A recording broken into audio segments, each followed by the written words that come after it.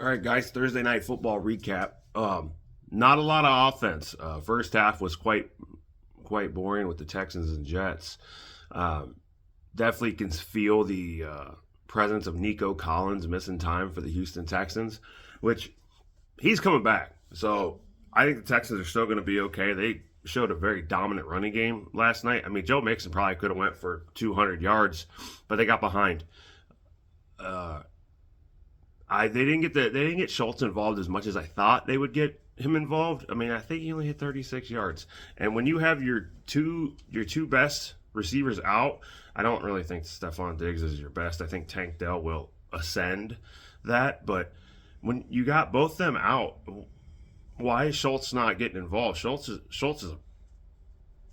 in my book, he's a top six tight end in the NFL. I think he's number six. Personal opinion. So why are you not getting him involved? Why are you not getting him the ball more?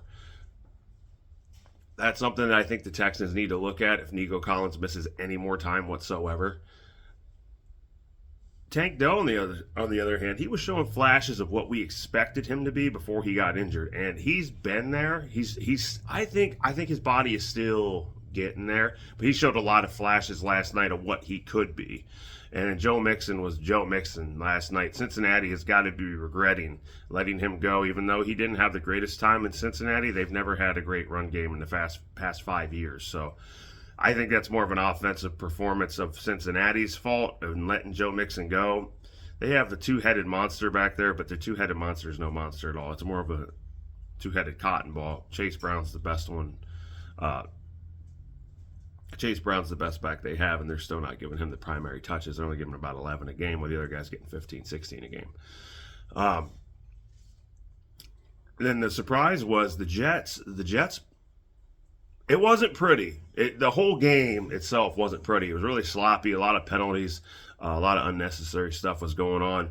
But I will say that one of the biggest things that I took away from it was Aaron Rodgers and Devontae Adams are playing like they did with the Green Bay Packers. They have a connection that you don't see with a lot of quarterbacks and their receivers. Like you look at Mahomes and Kelsey, or Baker, Mike Evans, and Chris Godwin down there, or you look at when Dak had Amari, or whoever at the time. Tom Brady, Wes Welker, Tom Brady, Randy Moss. You look at those big, strong connections of people being able to get it to a guy, or Deshaun Watson when he actually knew how to play football, and DeAndre Hopkins, who I've already said my opinion on that. I believe the talent of DeAndre Hopkins back then really helped out Watson. But you see, Aaron Rodgers is not playing the level of football that he should be, and part of that's because there's no offensive line play in the world that any quarterback could be successful with that. But he threw 2 touchdowns last night. Devontae Adams grabbed one, and the Devontae Adams just blew the guy off the ball. The Houston Texans were playing man-up defense, corner 1v1, and the Jets decided to put Devontae in the slot, and he just blew right by his corner. I will say that the Houston Texans defense, they might have lost Will Anderson for the year. I don't know. Houston Texans defense was not playing well. They were pressuring the quarterback, but in the first half, in the second half, it was 2 different teams. The first half, they were playing a man-on-man. It was their corners versus their receivers, Garrett Wilson, Devontae Adams, and whoever else you have out there, and they were just getting locked up. Aaron couldn't throw the ball, but not only that, but he had no time. The offensive line's just letting everybody in. But then as the game progressed in the second half, he got more time. So they made some good adjustments. Brees Hall couldn't really get it going, which is really sad to see because there wasn't a great running game. Their running game was non-existent, and they have to find a way to get their offense. Like they had a game. It was the game that Devontae Adams first came to the Jets, and Brees Hall had like 90 yards receiving, 50 yards on the ground, and it was an amazing game for him. He was taking over. Still lost the game, But that's the Brees Hall they need. That's what they need to game plan for. That's what they need to do because that's going to make you more dynamic. You can't just drop back and expect to throw long balls or medium sized routes when you have no pass protection whatsoever. And in contrary wise, if you want to go deep, you have to establish this run and get everybody up there. But there has to be a way that you're going to be able to run the ball or throw these short little passes to Brees Hall to let him get going and get them DBs to come up. Because if your run game is going to be that bad, and I don't remember who they played. I'm sorry. When Devontae first came, that game, when the way that they had him, the little screen passes, little dunk passes, pulling a guard with a little dunk pass, those are the plays that are going to get them DBs to come up. They're like, oh man, they ain't going to go deep. They ain't going to go deep. They ain't going to deep. And then you have Garrett Wilson, Devontae Adams, who can go deep. And Devontae Adams still one of the best receivers at going that medium range to short range. Absolutely phenomenal at doing it. Numerous times last night he was sitting in a zone wide open, and Aaron Rodgers could have hit him a lot more than what he did. But with no time, no one's going to be able to hit you. No, there was no time. That's been the Jets story all year. They have no time to do anything. They have to be quick. They have to be quick. They have to be quick. That's because they're so one-dimensional. Now, I think their offense, if they could expand on what they did last night, and the defense can step up, and they can get Brees Hall going, they'll be a great team. But they have to incorporate them short routes. They have to incorporate the fast ones, the screens, the pulling guard flare routes that they were doing. If they can do that and get Devontae Adams and Garrett Wilson to start stretching the field and get them middle routes, crossing routes going, and maybe get Conklin to get a little bit more involved in the game plan, because he's been having a decent season. But I don't think that Conklin is an upper tier tight end. But you have to have somebody in there who's going to sync up in the middle, because with Lazard being out and Mike Williams really not showing up like everyone thought he was going to show up since he came over from the Chargers, you really got to start looking at how you're going to get him involved, Hall involved, and then your two wideouts involved. And I think a medium-sized game to a short route game, getting everybody to move up and then expanding that offense is going to help them considerably. Their defense plays amazing. I think the Jets' defense is underrated. Sauce Gardner's getting a lot of criticism this year because of his poor tackling. The reason he's getting it is because last year he didn't have to tackle anybody. He almost deflected every single pass. So now he's getting a little bit exposed, but his talent, his length is going to allow him to tackle people no problem. On the other side of the ball, the Texans, C.J. Stroud looked amazing again last night, and he's scrambling the ball. He makes great decisions and everything like that. Joe Mixon pounding the ball.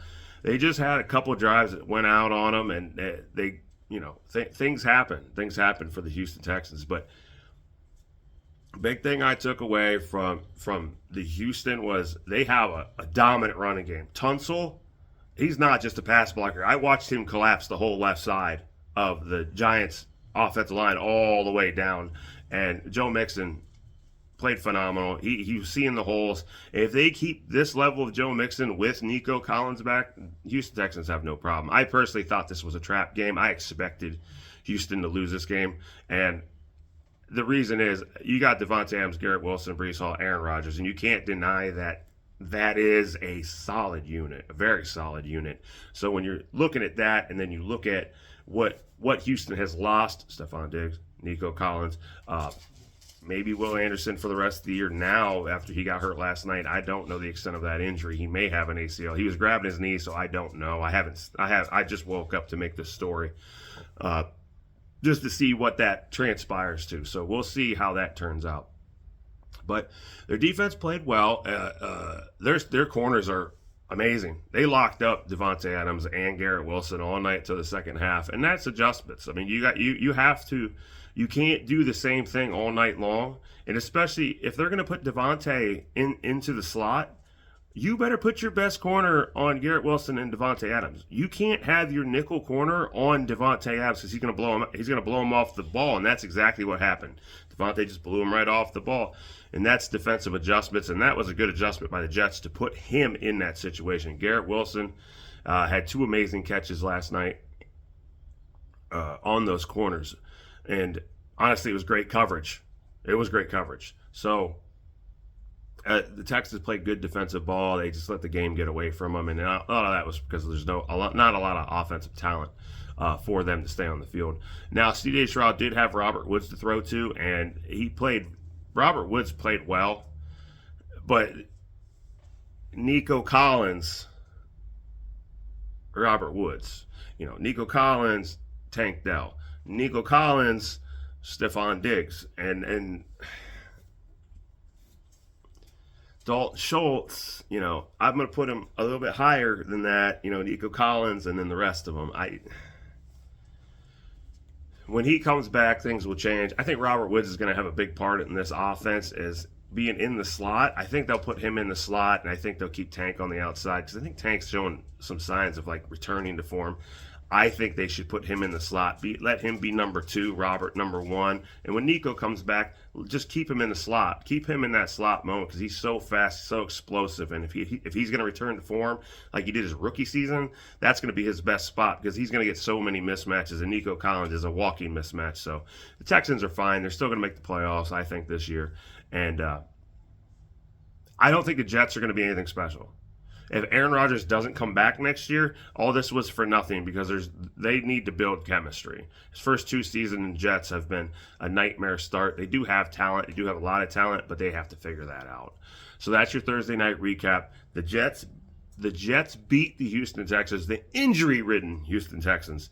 And I don't see a lot coming from this game. I don't see a lot of turnaround from this game. I think the Jets will go back to losing games unless they change their offensive game plan.